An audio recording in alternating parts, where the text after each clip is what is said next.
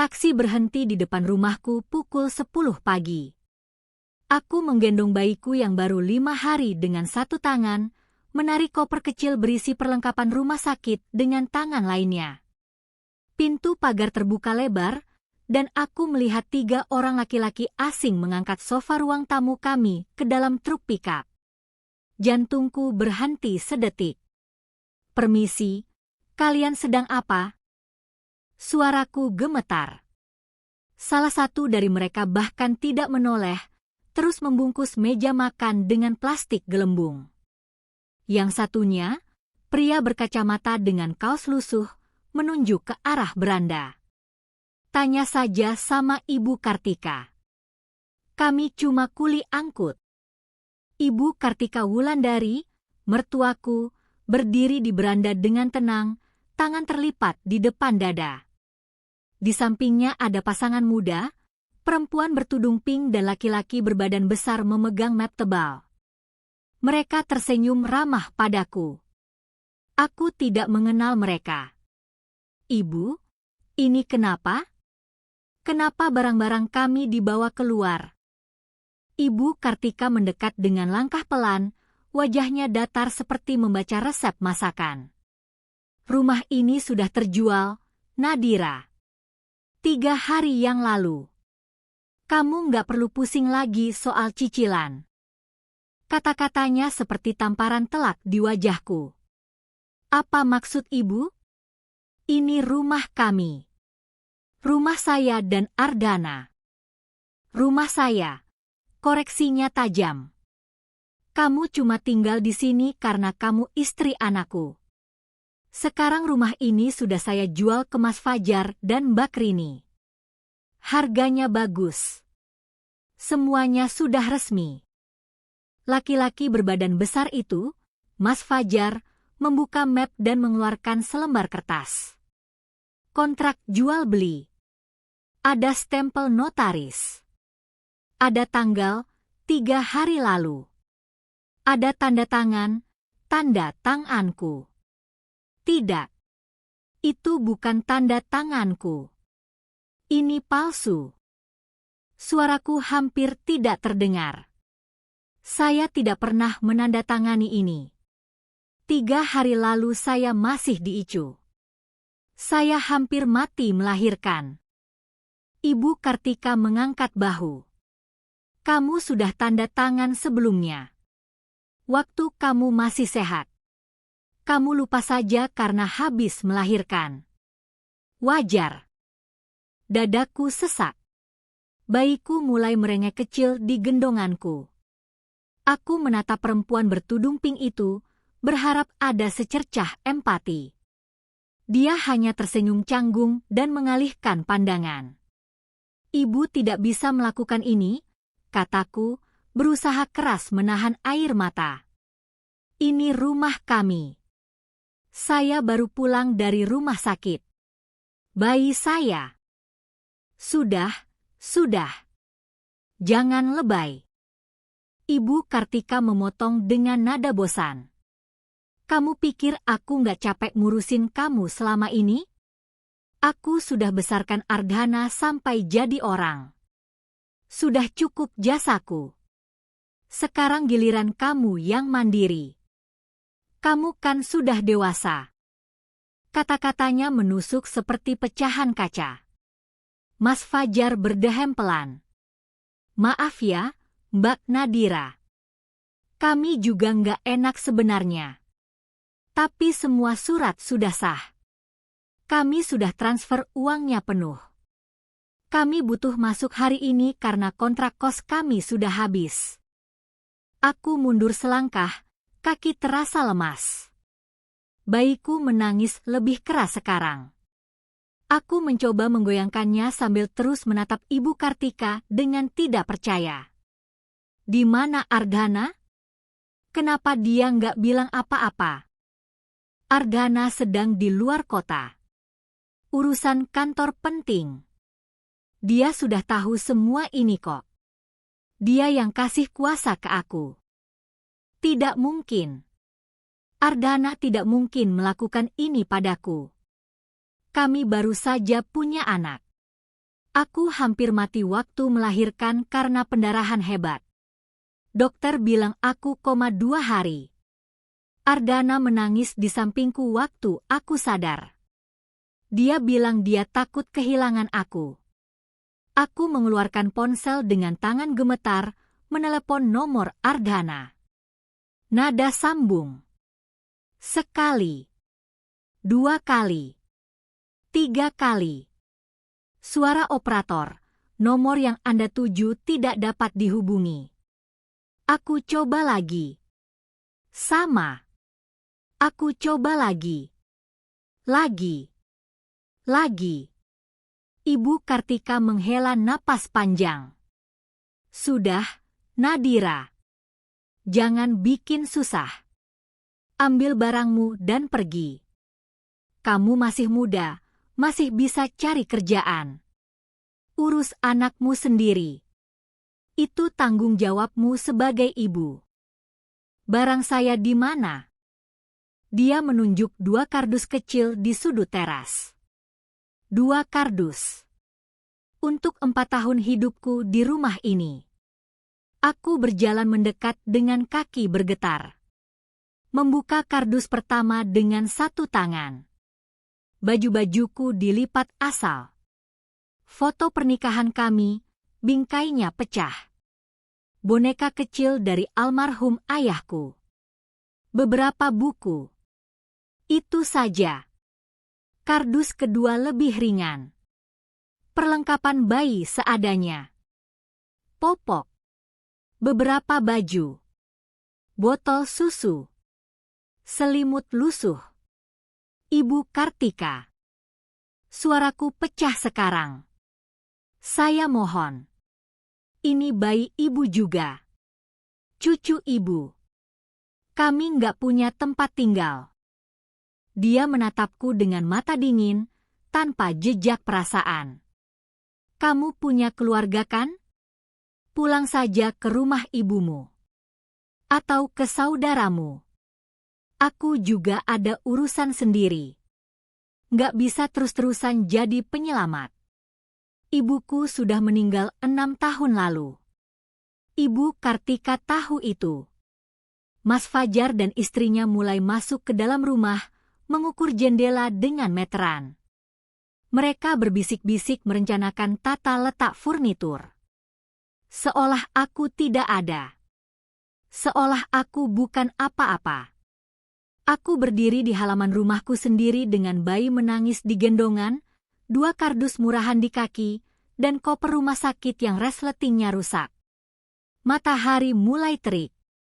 Tetangga sebelah mengintip dari balik pagar, berbisik-bisik dengan tatapan penuh belas kasihan. Ibu Kartika mengulurkan tangannya. Kuncinya. Apa? Kunci rumah. Kamu masih pegang kan? Kembalikan sekarang. Ini bukan rumahmu lagi. Tanganku bergerak otomatis, mengeluarkan gantungan kunci dari tas. Kunci yang sudah kupegang selama 4 tahun. Kunci yang Ardhana berikan padaku saat kami menikah sambil berkata, "Sekarang ini rumah kita berdua." Aku meletakkannya di telapak tangan Ibu Kartika. Jari-jariku mati rasa. Dia memasukkan kunci itu ke saku, lalu berbalik tanpa sepatah kata pun. Masuk ke dalam rumah yang dulu rumahku. Pintu tertutup pelan. Aku menelepon Ardhana lagi. Dan lagi. Dan lagi. 23 kali. Semuanya tidak tersambung. Bayiku menangis sejadi-jadinya sekarang, wajahnya merah, tubuhnya kecil menggigil meski udara panas. Aku tidak tahu harus kemana, tapi aku tidak bisa terus berdiri di sini seperti pengemis. Aku mengangkat 1 kardus, menyeimbangkannya dengan bayi di gendongan, dan mulai berjalan keluar dari pagar. Kaki-kaki kuli angkut itu melewatiku membawa lemari pakaian kami, lemari yang Ardhana rakit sendiri tahun lalu.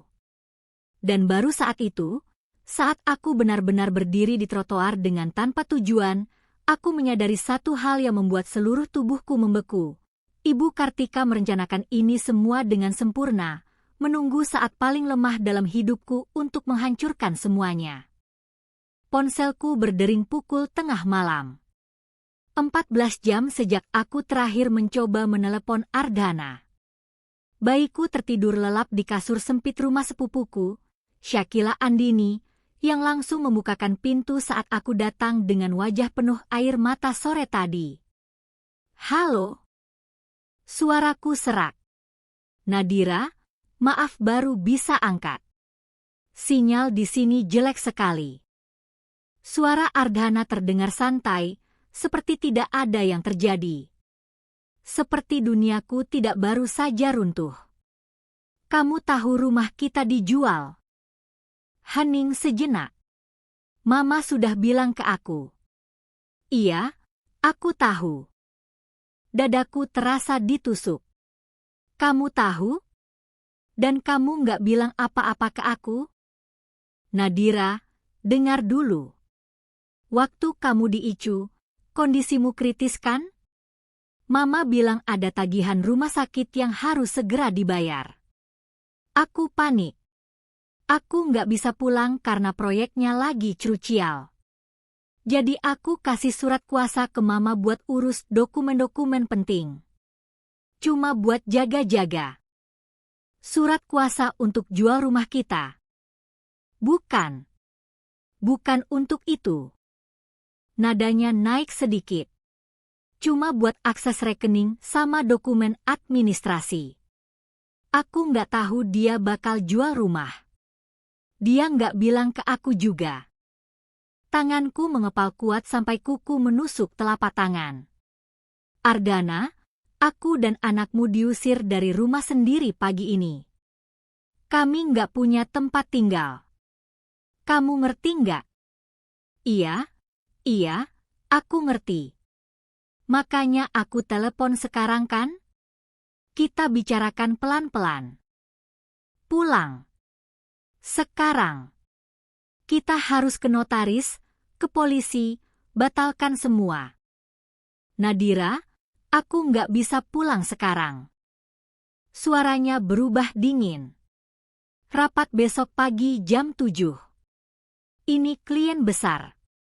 Kalau aku cabut sekarang, proyek ini bisa gagal. Kita butuh uang kan sekarang?" Aku terdiam, tidak percaya dengan apa yang baru saja kudengar. "Lagi pula," lanjutnya dengan nada menggurui, "ini sebagian salah kamu juga, Nadira." "Apa?" "Kamu kan tahu Mama orangnya sensitif. Kamu harusnya lebih jaga sikap, lebih hormat. Kemarin sebelum kamu melahirkan, Mama sempat cerita kamu jawab dia dengan nada tinggi gara-gara urusan bumbu dapur. Hal kecil gitu aja kamu besar-besarkan." Kepalaku berputar. Jadi ini salahku? Karena aku nggak cukup manis sama ibu kamu, dia boleh jual rumah kita? Bukan gitu maksudku.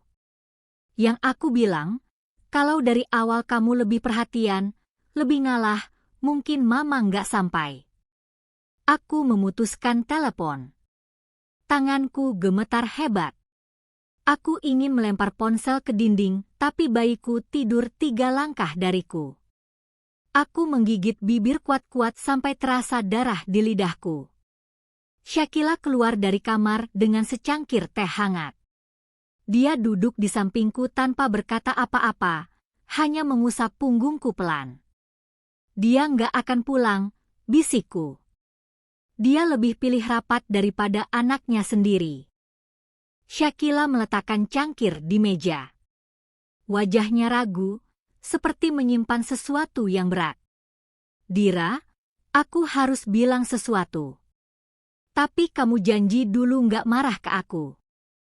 Jantungku berdegup cepat. "Apa?" Dia menarik napas panjang. 3 bulan lalu, aku ke notaris buat urus sertifikat tanah almarhum bapakku. Di sana aku lihat Ibu Kartika. Dia sama seorang laki-laki, umur 40-an, pakai kemeja batik. Mereka lagi ngurus legalisasi dokumen. Terus kenapa? Si laki-laki itu ngaku sebagai kuasa dari kamu. Dia bilang nama dia Hendarto, keponakan Ibu Kartika. Aku dengar sendiri dia bilang ke petugasnya, ini dari Nadira Kusuma, istri Ardhana Prasetya. Saya mewakili dia hari ini karena dia lagi hamil besar, nggak bisa datang. Darahku naik ke kepala. Aku nggak pernah kasih kuasa ke siapapun. Aku tahu. Makanya aku bingung waktu itu. Tapi aku pikir mungkin kamu emang lagi nggak enak badan, jadi suruh saudara Ibu Kartika yang urus. Aku nggak kepikiran itu penipuan. Kenapa kamu nggak bilang ke aku? Aku takut salah sangka. Aku nggak mau bikin masalah antara kamu sama mertua. Lagian waktu itu kamu lagi hamil tua, aku nggak mau bikin kamu stres. Matanya berkaca-kaca. Maafin aku, Dira. Seharusnya aku bilang. Pikiranku berputar cepat menyusun kepingan puzzle. 3 bulan lalu. Waktu itu aku hamil 7 bulan. Waktu itu Ardhana sering pulang malam karena proyeknya. Waktu itu Ibu Kartika sering ke rumah dengan alasan bantuin kamu yang lagi hamil. Dia tanya banyak hal tentang dokumen rumah, sertifikat, rekening. Aku pikir dia perhatian. Aku pikir dia akhirnya menerima aku sebagai menantu. Semuanya sudah direncanakan dari jauh-jauh hari. Notaris mana? Tanyaku tajam. Shakila mengambil ponselnya, membuka Google Maps. Di Jalan Gatot Subroto, dekat perempatan lampu merah. Notaris Budiman namanya. Aku ingat karena papa namanya gede warna emas. Aku berdiri, mengambil tas. Mau kemana? Sekarang udah jam 1 pagi. Aku nggak bisa tidur. Aku perlu bukti. Aku perlu tahu persis apa yang Ibu Kartika lakukan. Shakila menahan lenganku. Besok pagi aja, Dira. Kamu baru pulang dari rumah sakit. Kamu butuh istirahat. Aku butuh keadilan. Suaraku datar tapi penuh tekad. Mereka kira aku akan diam aja. Mereka kira karena aku capek, karena aku baru melahirkan, aku akan pasrah. Mereka salah. Aku menatap bayiku yang tidur nyenyak, wajah mungilnya begitu damai. Tidak tahu ibunya baru saja kehilangan segalanya. Tidak tahu ayahnya baru saja memilih pekerjaan daripada keluarganya. Tapi dia akan tahu nanti kalau ibunya bukan perempuan yang bisa diinjak-injak begitu saja. Ponselku berdering lagi. Ardhana. Aku matikan telepon dan langsung blokir nomornya. Shakila menatapku dengan mata lebar. Kamu blokir suamimu sendiri. Dia bukan suami. Dia pengkhianat yang kebetulan punya akta nikah sama aku. Aku membuka laptop Shakila, mulai mencari informasi tentang Notaris Budiman, tentang tata cara pembatalan dokumen hasil pemalsuan, tentang hukum pidana penggelapan aset. Ibu Kartika mengira dia sudah menang. Dia belum tahu permainan baru saja dimulai.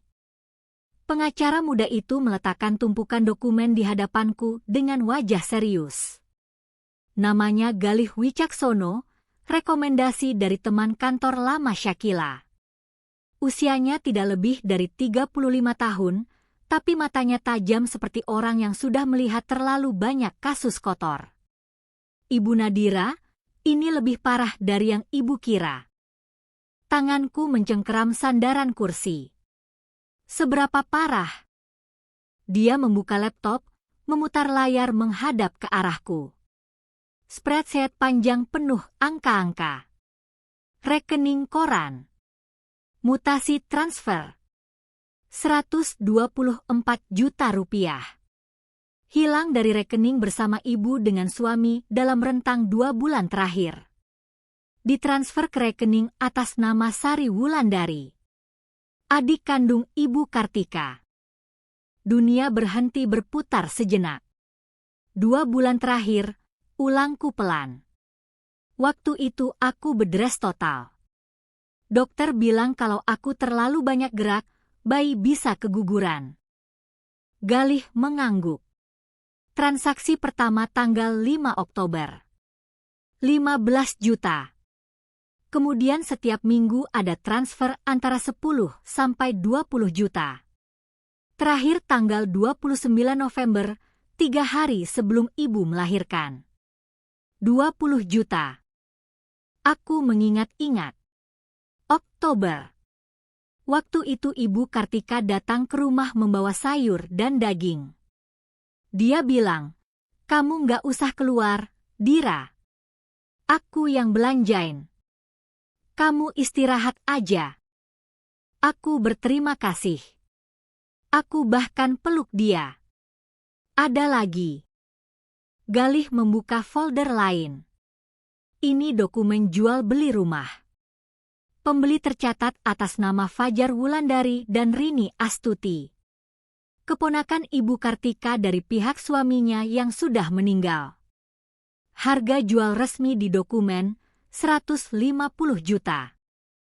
Aku tertawa hambar. Rumah itu harga pasarnya minimal 600 juta. Bahkan 700 kalau dijual ke developer. Saya tahu. Ini bukan jual beli. Ini pengalihan aset terselubung. Keluarga besar ibu Kartika sedang mengambil semua yang ibu punya secara sistematis. Galih mengeluarkan dokumen lain, printout dari notaris. Tanda tangan yang mengaku milikku. Aku membandingkannya dengan tanda tanganku yang asli di KTP. Berbeda. Sangat berbeda. Ini bisa dipidanakan, kata Galih tegas. Pemalsuan dokumen, penggelapan, penipuan terencana. Minimal 5 tahun penjara. Pintu kantor terbuka keras. Ardhana masuk dengan wajah kusut, kemeja kusut, mata sembab. Dia pulang. Akhirnya dia pulang setelah 3 hari menghilang. Tapi bukan untuk memelukku. Nadira, apa yang kamu lakukan? Suaranya tinggi, menuduh. Mama telepon aku nangis-nangis. Kamu laporin dia ke polisi? Kamu gila. Galih berdiri, menutup laptopnya. Saya permisi dulu, Bu Nadira. Bapak sepertinya butuh waktu bicara. Dia keluar, meninggalkan kami berdua di ruangan sempit itu. Ardhana menatapku dengan pandangan yang asing. Seperti melihat musuh, bukan istri. Mama bilang kamu fitnah dia. Kamu bilang dia curi uang kita. Itu nggak mungkin. Ini buktinya. Aku dorong tumpukan dokumen ke hadapannya. 124 juta lenyap. Rumah dijual murah ke keluarganya sendiri. Semuanya pakai dokumen palsu atas namaku. Ardhana bahkan tidak melirik dokumen itu. Mama nggak mungkin berbuat seperti itu. Dia yang rawat kamu waktu hamil. Dia yang masak, belanjain, jagain kamu. Dan ini balasannya? Kamu tuduh dia pencuri. Baca dokumennya, Ardhana. Ini bukan tuduhan. Ini fakta. Fakta atau kamu yang lagi stres? Nadanya melembut, tapi justru itu yang membuatku muak. Nadira, dengar. Aku ngerti kamu capek. Habis melahirkan, hormon kamu pasti kacau. Banyak perempuan yang ngalamin depresi postpartum. Mungkin kamu. Jangan.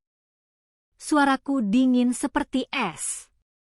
Jangan kamu berani bilang aku gila. Bukan gila. Cuma bingung. Mama bilang kamu emang suka pelupa akhir-akhir ini. Kamu lupa kamu yang minta Mama jual rumah karena kita butuh uang buat biaya rumah sakit. Kamu lupa kamu yang kasih Mama akses rekening buat bantu bayar tagihan. Aku berdiri, kaki gemetar tapi tekad membaja. Aku nggak pernah minta siapapun jual rumah itu. Aku nggak pernah kasih akses rekening ke siapapun. Ibumu bohong. Ardhana melangkah maju, suaranya naik lagi. Kamu yang bohong. Mama nggak pernah bohong ke aku seumur hidupku. Dia korbanin segalanya buat besarin aku sendiri setelah bapak meninggal. Dan sekarang dia korbanin aku buat dapetin uang. Tamparan itu datang tiba-tiba. Keras. Pipi kiriku terbakar. Aku terdiam, memegang pipi dengan tangan gemetar. Ardhana mengambil napas, mundur selangkah. Tangannya masih terangkat, seolah terkejut dengan apa yang baru saja dilakukannya sendiri. Nadira, maaf. Aku enggak. Keluar. Nadira, dengar. Keluar dari ruangan ini. Sekarang. Dia diam, membuka mulut ingin berkata sesuatu, tapi tidak ada kata yang keluar. Akhirnya dia meraih jasnya, berbalik, dan keluar. Pintu tertutup pelan. Aku roboh ke kursi, tubuh menggigil hebat. Bukan karena sakit di pipi, tapi karena sesuatu di dalam diriku baru saja patah dan tidak akan pernah bisa disambung lagi. Galih masuk kembali dengan segelas air. Dia melihat pipi merahku tapi tidak berkomentar. Hanya meletakkan gelas di meja. Ibu mau lanjutkan proses hukum. Aku minum air itu sampai habis. Meletakkan gelas dengan pelan. Berapa lama prosesnya? Kalau semua bukti lengkap seperti ini, kita bisa lapor polisi besok. Proses penyidikan sekitar 2 minggu.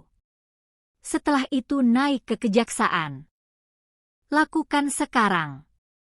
Hari ini. Aku mau Ibu Kartika Wulandari tahu bahwa dia salah pilih target.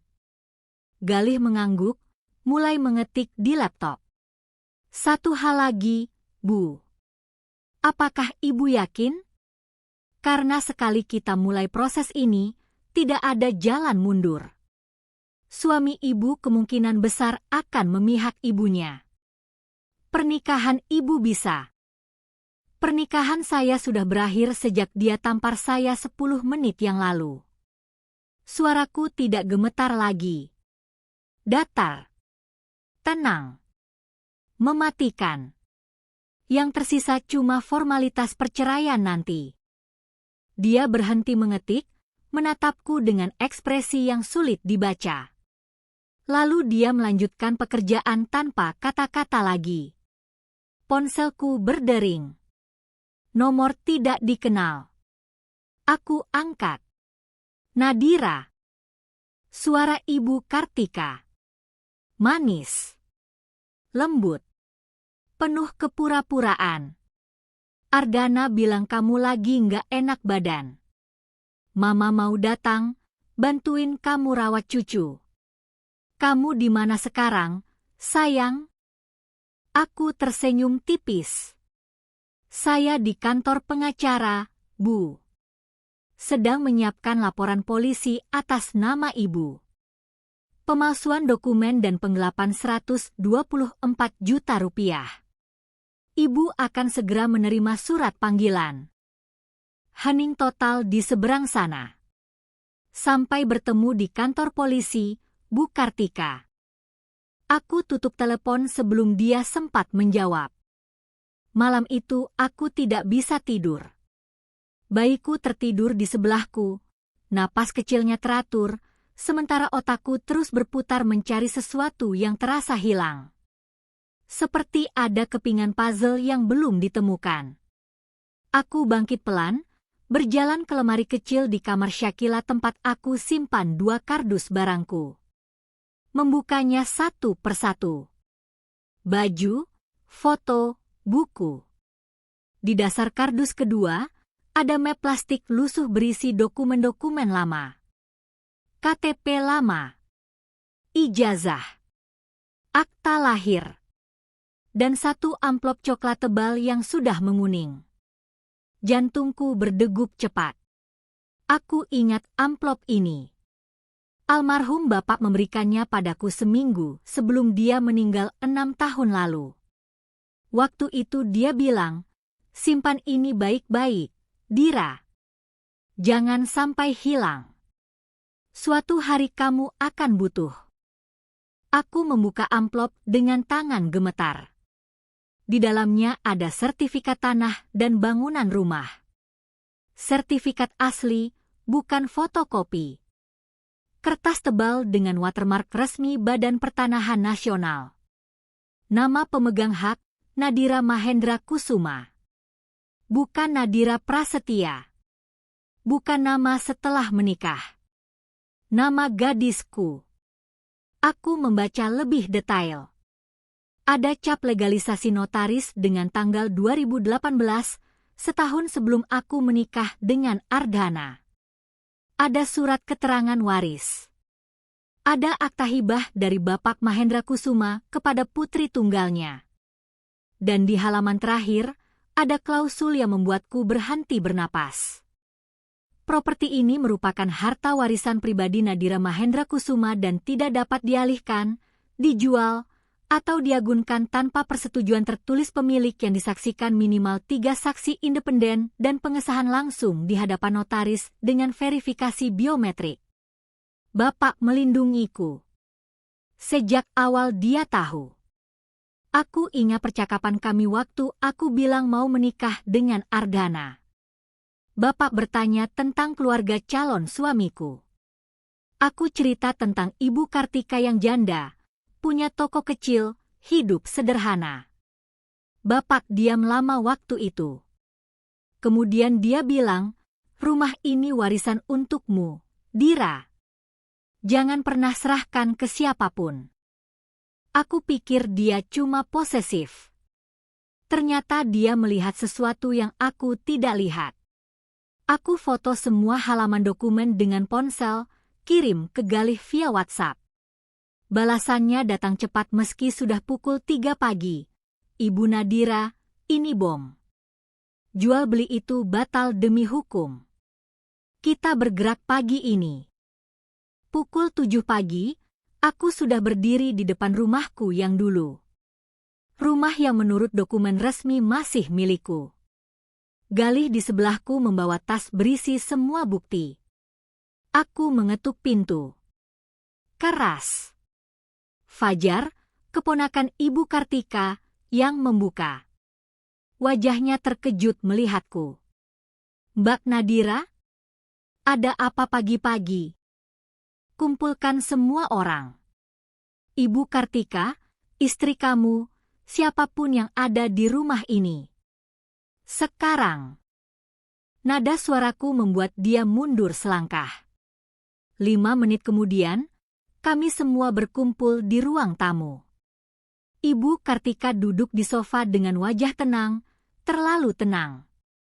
Rini, istri Fajar, berdiri di belakang suaminya dengan tangan berpelukan. "Kalian pikir kalian bisa curi rumah warisan ayahku?" Aku lempar sertifikat asli ke meja dengan keras. Kertas tebal itu membuat bunyi nyaring. Ibu Kartika meraihnya cepat, mata menyapu halaman demi halaman. Wajahnya perlahan memucat. Ini nggak mungkin. Rumah ini atas nama Ardhana. Dia yang beli." "Bohong." Aku tunjuk klausul di halaman terakhir. "Rumah ini warisan pribadiku dari almarhum bapak. Tercatat di BPN tahun 2018. Tidak pernah dialihkan ke siapapun. Jual beli yang ibu lakukan adalah ilegal." Fajar mengambil dokumen itu dari tangan Ibu Kartika, membaca dengan seksama. Wajahnya berubah. "Tante, Ini cap notaris asli. Ini sertifikat resmi BPN. Itu palsu. Ibu Kartika berdiri, suaranya naik. Dia yang bikin dokumen palsu. Dia mau nipu kalian. Galih melangkah maju, mengeluarkan printout dari tasnya. Ini hasil verifikasi dari Badan Pertanahan Nasional pagi tadi jam 5. Sertifikat nomor 257963 atas nama Nadira Mahendra Kusuma adalah sah dan aktif. Sementara dokumen yang Ibu Kartika gunakan untuk menjual rumah ini menggunakan sertifikat palsu yang bahkan tidak terdaftar di sistem BPN. Hening total. Rini memegang lengan suaminya. Mas, kita dibohongi.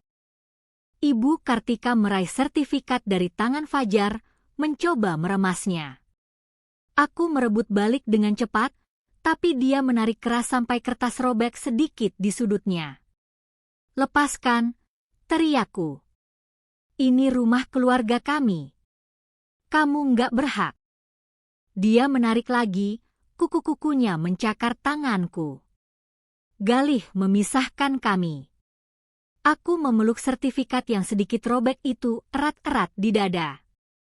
Fajar mundur perlahan, menatap tantenya dengan pandangan tidak percaya.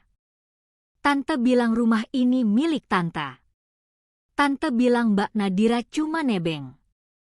Tante bilang jual rumah ini harga 150 juta itu murah karena tante kasih diskon keluarga. Harga pasaran rumah ini 700 juta, kata Galih dingin. Kalian dirugikan 550 juta rupiah. Rini menangis. Uang muka yang kita bayar itu hasil jual tanah warisan orang tuaku. 150 juta. Semua habis. Ibu Kartika menunjuk aku dengan tangan gemetar. Dia yang jahat. Dia yang mau ngusir keluarga sendiri. Aku cuma mau bantu keponakanku punya rumah. Dengan mencuri milik orang lain. Suaraku tenang tapi menusuk. Dengan memalsukan dokumen?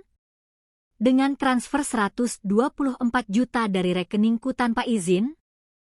Fajar menatap tantenya tajam. 124 juta? Tante bilang Mbak Nadira utang ke tante segitu, makanya tante jual rumah buat lunasin. Aku tersenyum pahit. Aku tidak pernah utang sepeser pun ke Ibu Kartika. Dia yang mencuri uangku. Dan sekarang dia mencuri rumahku. Tapi sayangnya untuk dia, rumah ini punya perlindungan hukum yang tidak bisa dia tembus. Ibu Kartika merosot ke sofa, wajahnya abu-abu. Tangannya mengepal dan membuka, mengepal dan membuka. Galih mengeluarkan dokumen lain. Ini surat panggilan dari kepolisian untuk Ibu Kartika Wulandari. Atas tuduhan pemalsuan dokumen negara, penggelapan, dan penipuan. Ibu harus datang besok jam 9 pagi.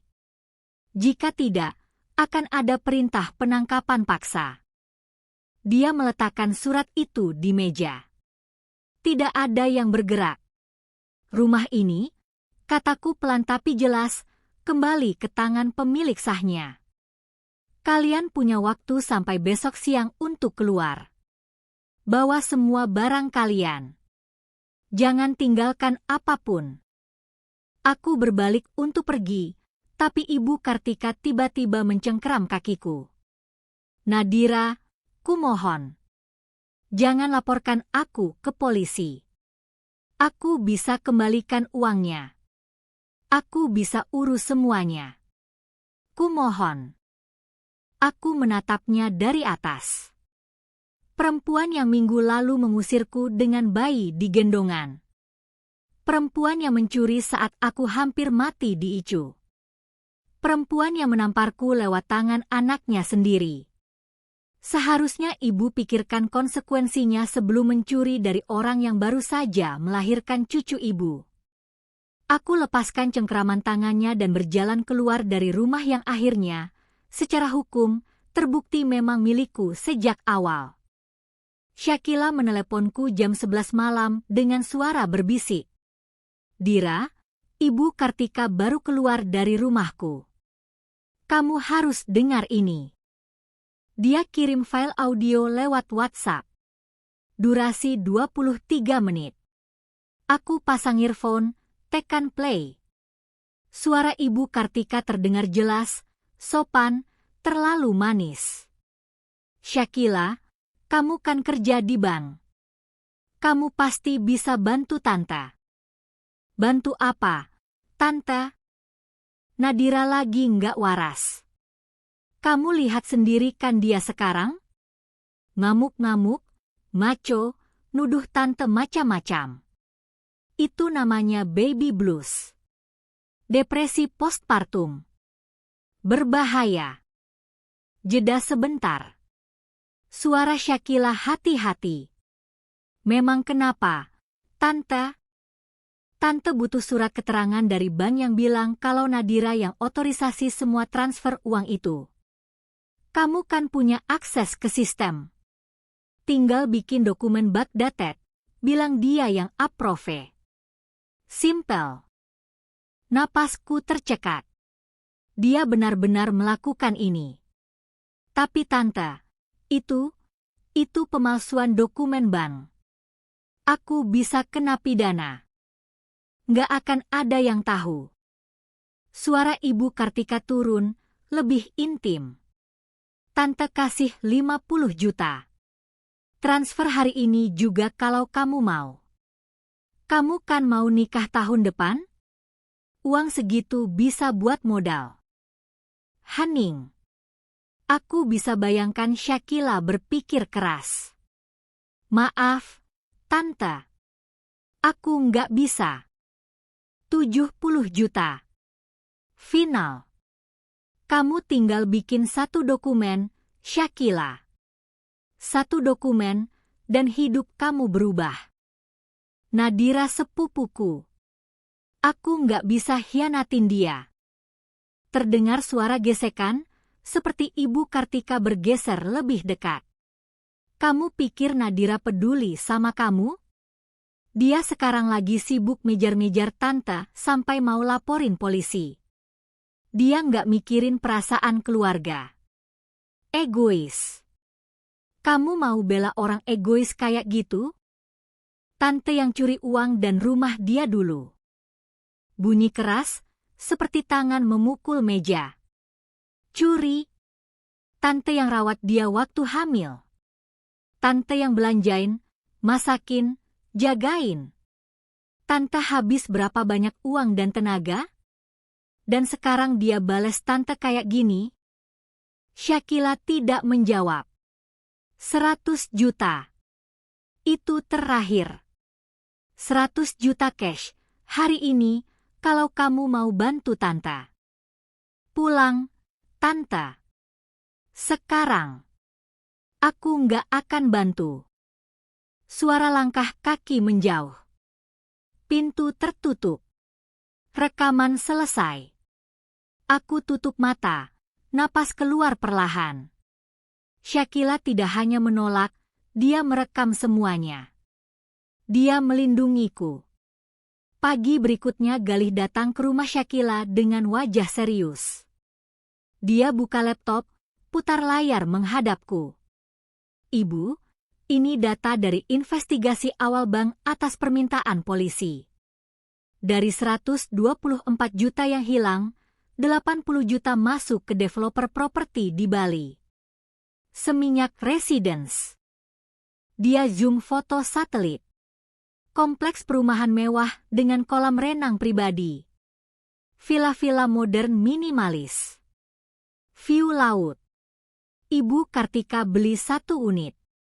Cash keras. Sertifikat sudah atas namanya. Transaksi selesai tanggal 5 Desember. 4 hari setelah ibu melahirkan. Dunia berputar pelan di sekitarku. 4 hari setelah aku melahirkan. 4 hari setelah aku hampir mati. Dia sudah membeli rumah untuk dirinya sendiri di Bali.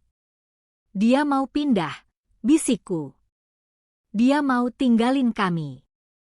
Galih mengangguk. Tetangga di kompleks bilang dia sudah datang survei 3 kali dalam 2 bulan terakhir. Ngobrol sama sales, bilang dia mau pensiun di Bali, nikmatin sisa hidup dengan tenang. Aku tertawa. Suara yang keluar asing, tajam, tidak seperti suaraku. Tenang. Pakai uang yang dia curi dari menantu yang lagi koma. Galih membuka tab lain. Chat WhatsApp antara Ibu Kartika dengan seseorang bernama Mbak Yuni, sales Bali. Aku baca pesan-pesan itu satu persatu. Mbak, kapan saya bisa pindah? Bu Kartika, rumahnya sudah ready kok. Kapan aja siap. Bagus. Saya buru-buru soalnya. Sudah nggak tahan di Jakarta. Menantu saya cerewet, minta ini itu. Capek ngurusnya. Tanggal pesan itu, 28 November. 3 hari sebelum aku melahirkan. Ada pesan lain. Anak saya sih nggak masalah. Dia nurut sama saya. Yang repot istrinya. Tapi ya sudahlah, saya sudah tua. Mau nikmatin hidup sendiri. Biarin mereka urus anak mereka sendiri. Galih menutup laptop pelan. Ada lagi. Sisa 44 juta ditransfer ke rekening atas nama Kartika Wulandari di bank lain. Bank Mandiri. Untuk dana pensiun pribadi. Sudah ditarik 20 juta tunai tanggal kemarin. Aku tidak merasakan apa-apa. Tidak marah. Tidak sedih. Hanya hampa yang sangat dingin. Jadi selama ini, kataku pelan, aku hanya wadah buat kasih dia cucu. Setelah selesai, aku dibuang. Syakila duduk di sebelahku, megang tanganku erat. Kita ke polisi sekarang, kata Galih. Semua bukti sudah cukup. Rekaman suap, dokumen pemalsuan, bukti transfer ilegal, kesaksian dari notaris palsu yang Ibu Kartika bayar. Ini bukan perkara perdata lagi. Ini pidana murni. Kantor polisi sektor Jakarta Selatan ramai siang itu. Aku duduk di ruang tunggu dengan map tebal berisi semua bukti. Syakila di sebelahku, Galih berdiri memastikan semua dokumen urut. Penyidik yang menangani namanya Ibda Hendra Wijaya. Usianya sekitar 45, wajah tegas tapi matanya ramah. Dia dengarkan penjelasanku tanpa memotong sekalipun. Jadi kronologinya begini, Bu. Dia rekap sambil menulis. Ibu Kartika Wulandari, ibu mertua ibu, melakukan pemalsuan dokumen jual beli rumah warisan, penggelapan 124 juta rupiah, dan percobaan penyuapan terhadap pegawai bank. Betul. Betul. Buktinya ada semua. Galih meletakkan map di meja. Lengkap, Pak. Sertifikat asli, rekaman bank, rekaman percobaan suap, kesaksian notaris, dan bukti pembelian properti di Bali dengan uang hasil kejahatan. Ibda Hendra membuka map, membaca satu persatu. Wajahnya mengeras. Ini berat, katanya pelan. Pasal 378 KUHP tentang pemalsuan surat bisa sampai 6 tahun. Pasal 372 tentang penggelapan, 5 tahun. Pasal 219, suap, 4 tahun. Kalau ditotal dan dakwaan berlapis, bisa 12 tahun. 12 tahun. Angka itu bergantung di udara. Ibu yakin mau lanjut? Ini keluarga ibu sendiri. Dia yang memutuskan, kami bukan keluarga waktu dia mengusir saya dan bayi saya yang baru 5 hari dari rumah sendiri. Ibda Hendra mengangguk paham. Baik. Saya proses sekarang. Kami akan panggil Ibu Kartika besok untuk pemeriksaan. Kalau dia tidak kooperatif, kami lakukan penahanan sementara. Dia mengetik cepat di komputer, mencetak formulir laporan polisi. Aku tanda tangan di bagian pelapor. Satu lagi, Pak, kata Galih. Aset Ibu Kartika, terutama rumah di Bali dan rekening bank, bisa dibekukan nggak? Biar dia nggak kabur atau nguras habis. Bisa. Saya urus surat pembekuan aset dari kejaksaan hari ini juga. Maksimal besok sore sudah turun. Aku berdiri, berjabat tangan dengan Ibda Hendra. Tangannya hangat, genggamannya kuat. Terima kasih, Pak. Sama-sama, Bu. Ibu perempuan kuat. Jarang yang berani lawan mertua sendiri sampai jalur hukum. Aku keluar kantor polisi dengan langkah lebih ringan. Syakila peluk aku dari samping. Sudah selesai, Dira. Sekarang tinggal tunggu hukum bekerja. Tapi aku tahu ini baru awal. Ibu Kartika tidak akan diam saja. Ardana pasti akan campur tangan. Keluarga besar mereka akan menyerangku. Ponselku berdering. Nomor Ardana. Aku angkat. Nadira, kamu gila? Kamu laporin Mama ke polisi? Kamu mau hancurkan keluarga kita? Mama kamu yang sudah menghancurkan semuanya. Aku cuma memastikan dia bayar konsekuensinya. Aku tutup telepon. Matikan notifikasi. Masukkan ponsel ke tas. Saatnya Ibu Kartika merasakan apa artinya kehilangan segalanya. Ardana muncul di depan rumah Syakila jam 5 pagi. Ketukan di pintu keras, desperata. Syakila yang membukakan, langsung mundur melihat wajahnya. Mata merah. Rambut acak-acakan. Baju sama seperti kemarin. Dia tidak pulang. Dia tidak tidur. Nadira, keluar. Aku harus bicara. Sekarang. Aku keluar dengan cardigan tipis menutupi baju tidur. Bayiku masih terlelap di dalam. Udara pagi dingin menusuk kulit. Cabut laporan polisimu, katanya tanpa basa-basi. Sekarang juga. Tidak. Dia maju selangkah, tangannya terulur seperti mau meraihku tapi berhenti di tengah udara. Nadira, kamu nggak ngerti. Ini bukan cuma soal Mama lagi.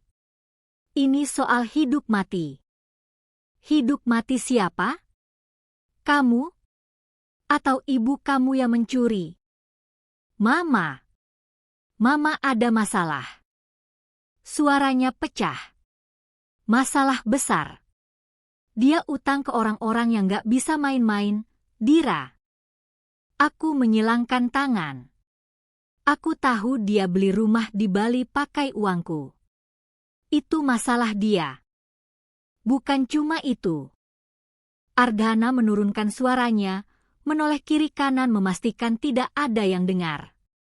Dia pakai KTP-ku, pakai dokumen kepemilikan tanah warisan almarhum bapak, tanah di Bogor yang harusnya jadi warisanku, dia gadaikan itu semua ke rentenir. 200 juta. Dadaku terasa ditampar. Apa? Mama bilang dia butuh modal buat bisnis. Dia janji balikin cepat. Tapi ternyata uangnya buat bayar DP rumah Bali dan entah kemana lagi. Sekarang rentenir itu nagih. Mereka kasih waktu sampai akhir bulan. Kalau nggak dibayar, mereka ambil paksa semua aset.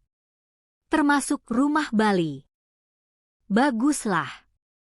Rumah itu memang harus diambil. Itu beli pakai uang hasil kejahatan. Nadira, dengerin aku. Dia pegang pundakku, kuat. Kalau polisi bekukan rumah Bali, Aku yang akan diburu rentenir. Mereka nggak peduli mama yang utang. KTP yang dipakai KTP-ku.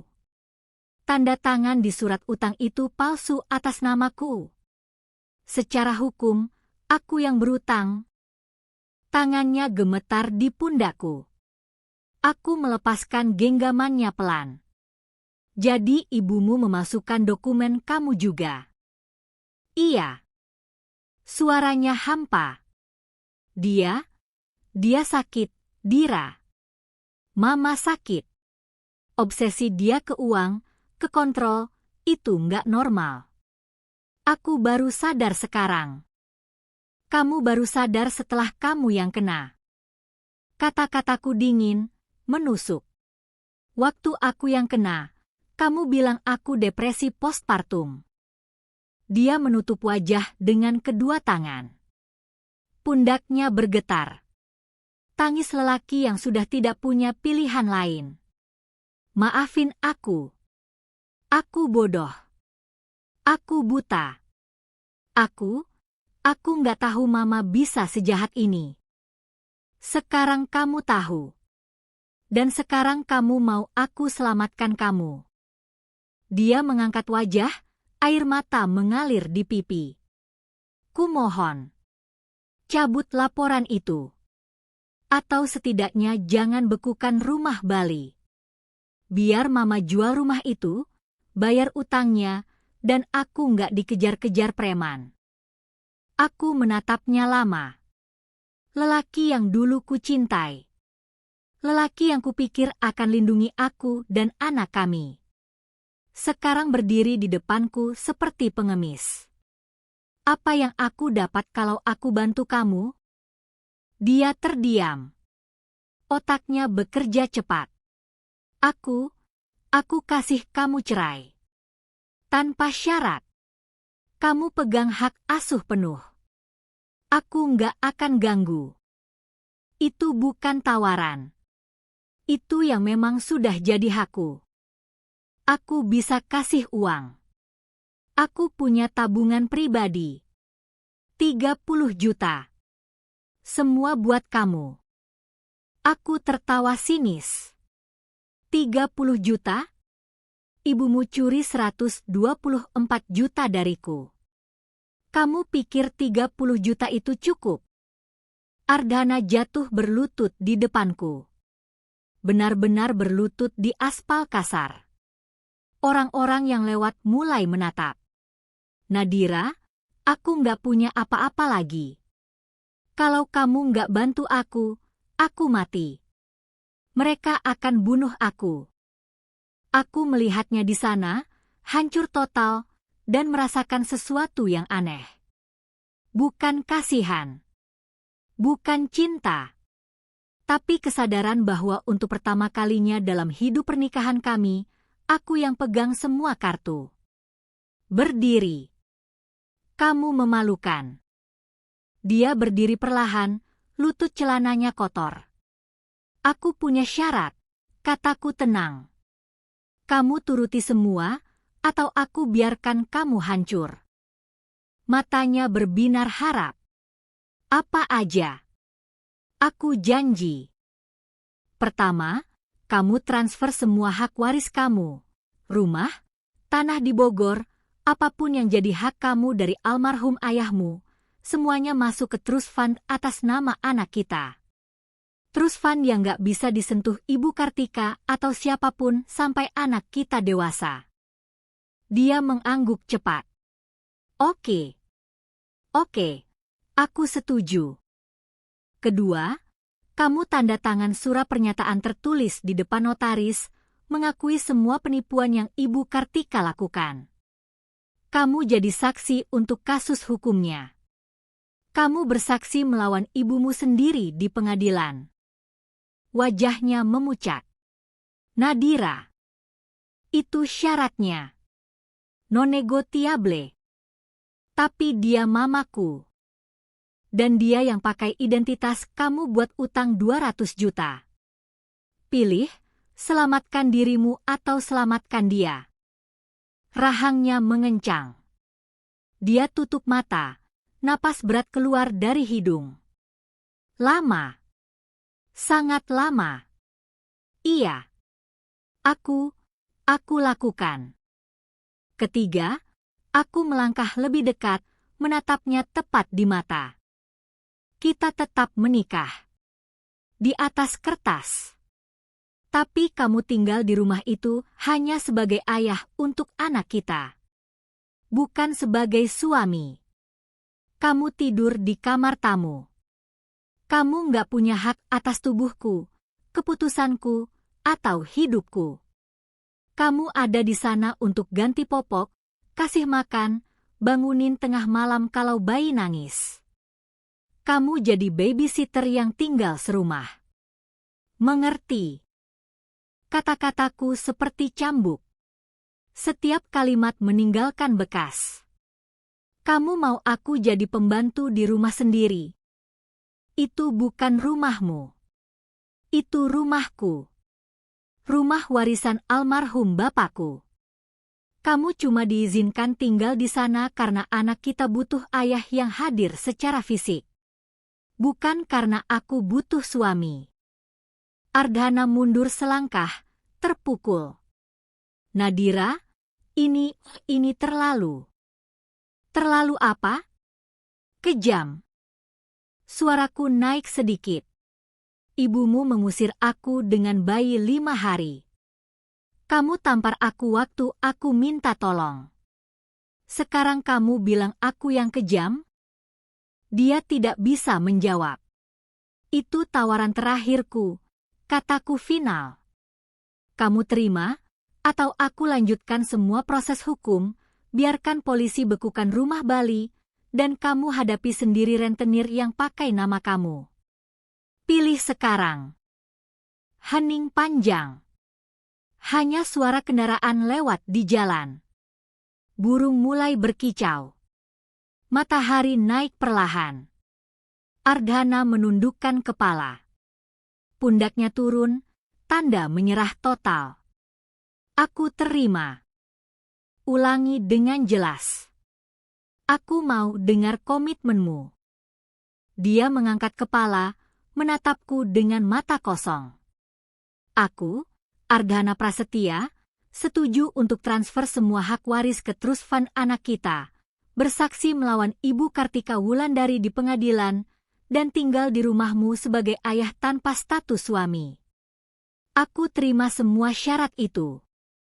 Aku keluarkan ponsel, rekam ucapannya. Dia melihat tapi tidak protes. Dia tahu dia sudah kalah. Besok pagi jam 9 kita ke notaris, kataku sambil mematikan rekaman. Kamu bawa semua dokumen waris kamu. Kita selesaikan transfer aset. Siang kita ke kantor polisi, kamu kasih kesaksian resmi. Kalau kamu nggak datang, deal batal. Aku akan datang. Bagus. Aku berbalik mau masuk rumah, tapi berhenti sejenak. Dan Ardhana, satu lagi, kalau kamu pernah sekalipun coba manipulasi aku lagi, atau kontak Ibu Kartika tanpa seizinku, atau coba ubah kesepakatan ini, aku akan pastikan rentenir itu tahu alamat lengkap kamu dalam 1 jam. Mengerti? Dia mengangguk lemah. Tidak ada perlawanan tersisa. Aku masuk rumah, tutup pintu, dan sandarkan punggung ke kayu. Napas keluar panjang. Shakila keluar dari kamar dengan mata terkejut. Dira, kamu serius. Sangat serius. Itu kejam banget. Itu adil. Aku menatapnya tenang. Mereka ambil segalanya dariku waktu aku lemah. Sekarang giliran aku ambil segalanya dari mereka waktu mereka yang lemah. Bedanya, aku kasih mereka pilihan untuk hidup. Mereka dulu nggak kasih aku pilihan apapun. Bayiku menangis dari dalam kamar. Suara kecil yang butuh susu. Aku masuk, angkat dia dari kasur, peluk hangat. Mama akan pastikan kamu nggak pernah diperlakukan seperti Mama diperlakukan, bisikku di telinganya yang mungil. Mama akan pastikan kamu tumbuh dengan perlindungan yang Mama nggak punya. Dan untuk pertama kalinya dalam 2 minggu terakhir, aku tersenyum. Senyum kemenangan. Putusan hakim jatuh pukul 11 siang. Ruang sidang Pengadilan Negeri Jakarta Selatan penuh sesak dengan wartawan dan keluarga besar Wulandari yang bisik-bisik tidak percaya. Terdakwa Kartika Wulandari terbukti bersalah melakukan pemalsuan dokumen negara, penggelapan dana, dan penipuan terencana. Terdakwa dihukum 4 tahun penjara, denda 50 juta rupiah, dan wajib mengembalikan 124 juta rupiah plus bunga kepada korban, Nadira Mahendra Kusuma. Palu diketuk 3 kali. Final. Ibu Kartika tidak menangis. Dia duduk kaku di kursi terdakwa, wajah pucat seperti mayat. Matanya menatap kosong ke depan, tidak berkedip. Ardhana duduk di bangku saksi, kepala tertunduk. Dia yang memberikan kesaksian paling memberatkan. Dia yang bongkar semua skema ibunya sendiri di depan hakim. Dia yang mengatakan dengan suara gemetar, ibu saya memanipulasi saya, memanipulasi istri saya, dan menggunakan cucu saya sebagai alat untuk mencuri. Keluarga besar memandangnya dengan tatapan benci. Pengkhianat. Anak durhaka. Mereka bisikan itu cukup keras untuk dia dengar. Aku tidak merasakan apa-apa saat melihat Ibu Kartika digiring keluar ruang sidang dengan borgol di tangan. Tidak senang. Tidak sedih. Hanya selesai. 2 minggu kemudian, rumah di Bali dilelang paksa. Harga jual 450 juta. 300 juta langsung diserahkan ke rentenir untuk tutup utang Ardhana, utang yang tidak pernah dia buat tapi namanya yang tertera. 150 juta sisanya masuk rekening penyitaan negara untuk proses restitusi. Aku kembali ke rumahku dengan kunci baru di tangan. Kunci yang kali ini hanya aku yang pegang. Ardhana masuk belakangan, membawa kardus berisi pakaiannya. Sedikit sekali. Dia tidak punya banyak barang karena sebagian besar aset sudah ditransfer ke trust fund anak kami. Kamar tamu di lantai 2, kataku tanpa menatapnya. Handuk di lemari koridor. Kamu masak sendiri atau makan sisa makanan aku, terserah. Dia mengangguk, naik tangga dengan langkah berat. Aku meletakkan bayiku di box bayi di kamar utama. Kamar yang dulu kami berdua tempati, sekarang hanya milikku. Sertifikat rumah aku simpan di brankas kecil yang baru kubeli. Sertifikat atas nama Nadira Mahendra Kusuma. Tidak ada nama Prasetya di sana. Malam pertama kami di rumah itu aneh. Tidak ada percakapan. Ardhana turun hanya untuk ambil air, langsung naik lagi. Dia tidak berani duduk di ruang tamu. Dia tidak berani nyalakan TV. Dia hidup seperti hantu di rumah yang dulu dia anggap miliknya. Aku menyusui bayiku sambil duduk di kursi goyang kayu pemberian almarhum bapak. Kursi yang sempat diangkut keluar saat Ibu Kartika mengosongkan rumah, tapi berhasil kuselamatkan dari kardus. Kursi ini melihat segalanya. Dan sekarang kursi ini melihat aku menang. 3 bulan berlalu. Aku kembali kerja sebagai analis keuangan di perusahaan multinasional. Gaji besar, posisi bagus. Bayiku dirawat Ardhana siang hari. Dia ganti popok, mandiin, suapin bubur. Dia bangun tengah malam kalau anak kami nangis karena aku butuh tidur untuk kerja besok pagi. Dia jadi ayah yang baik. Tapi bukan suami. Kami tidak pernah makan bersama. Kami tidak pernah bicara lebih dari yang perlu. Susunya habis, besok beli. Popok tinggal 5. Aku transfer uang, kamu yang beli. Imunisasi Jumat depan, kamu yang bawa dia. Transaksional. Dingin. Fungsional. 6 bulan setelah putusan, Ardhana minta izin mengunjungi ibunya di Lembaga Pemasyarakatan Wanita Tangerang. Pergi, kataku sambil menyetrika baju kerja. Tapi kamu pulang sebelum jam 5. Aku ada meeting sampai sore. Dia pulang jam 4, wajahnya lebih pucat dari biasanya. Dia langsung naik ke kamar tamu tanpa sepatah kata. Malam itu, saat aku sedang baca laporan keuangan di ruang kerja, Ardhana mengetuk pintu pelan. Masuk. Dia berdiri di ambang pintu, tidak berani melangkah lebih jauh. Tadi aku ketemu Mama. Aku tidak mengangkat mata dari laptop. Terus. Dia sudah beda, Dira. Rambutnya putih semua. Kurus. Matanya kosong. Seperti orang yang sudah mati tapi masih hidup. Aku tetap mengetik. Dia bilang maafin dia. Untuk pertama kalinya dalam hidupnya, Mama bilang maaf. Dia nangis, Dira.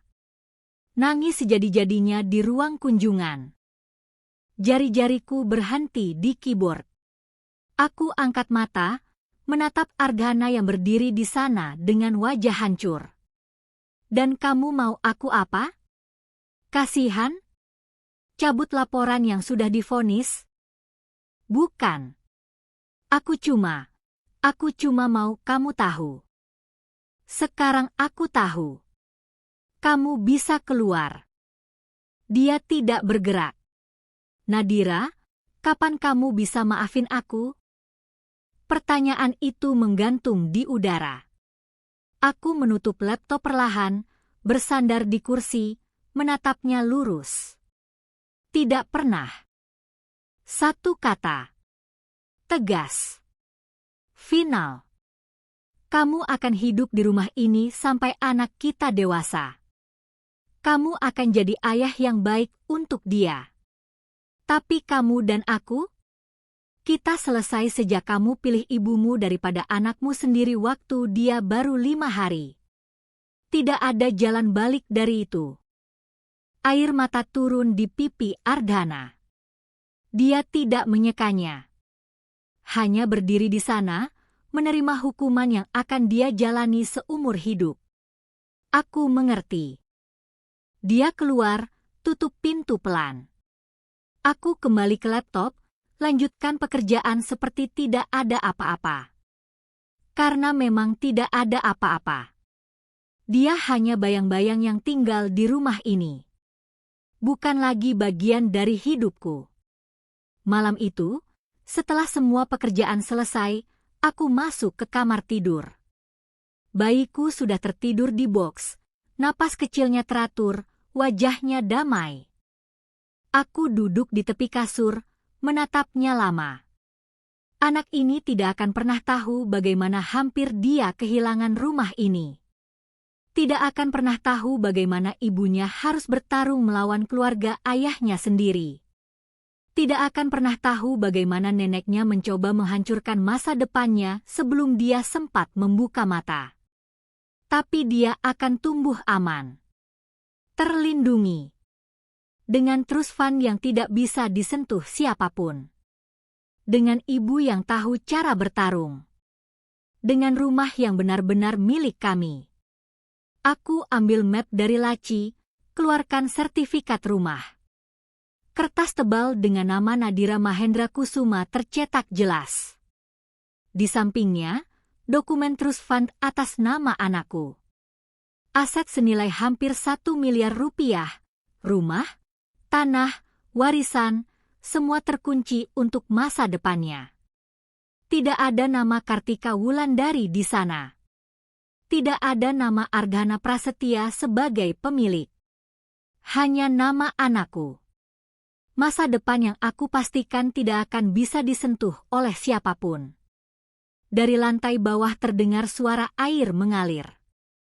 Ardhana mencuci piring malam. Rutinitas barunya. Bangun pagi, masak, bersih-bersih, rawat bayi, tunggu aku pulang, cuci piring, tidur di kamar tamu.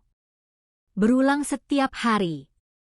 Hukuman seumur hidup yang dia pilih sendiri.